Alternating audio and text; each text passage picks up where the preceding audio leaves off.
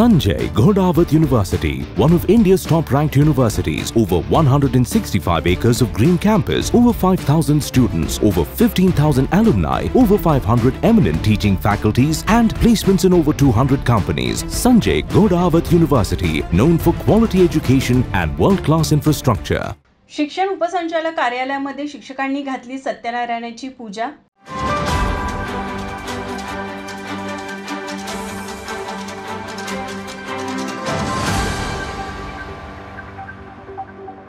राज्यातील विना अनुदानी शाळांना वाढीव टप्पा मिळण्यासाठी महाराष्ट्र राज्य विना अनुदान शाळा कृती समितीच्या वतीने 1 ऑगस्टपासून धरणे आंदोलन सुरू आहे.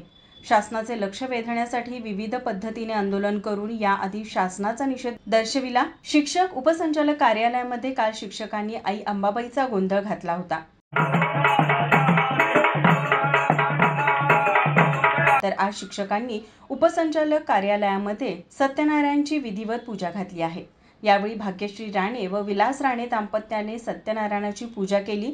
लाडकी बहीण ही योजना कोणीही मागितली नाही, आंदोलन केले नाही, तरीही न मागता शासन देत आहे. आपण जो शिक्षक उपाशी आहे, समाज घडवतो तोच आज रस्त्यावर आहे, याचे भान शासनकर्ते यांनी ठेवायला हवं, असं मत कृती समितीच्या वतीनं मांडण्यात आलं. यापुढे शासनाने आंदोलनाची दखल न घेतल्यास आमरण उपोषण करण्यात येईल असा इशारा महाराष्ट्र राज्य विना अनुदान शाळा कृती समितीच्या वतीने देण्यात आला.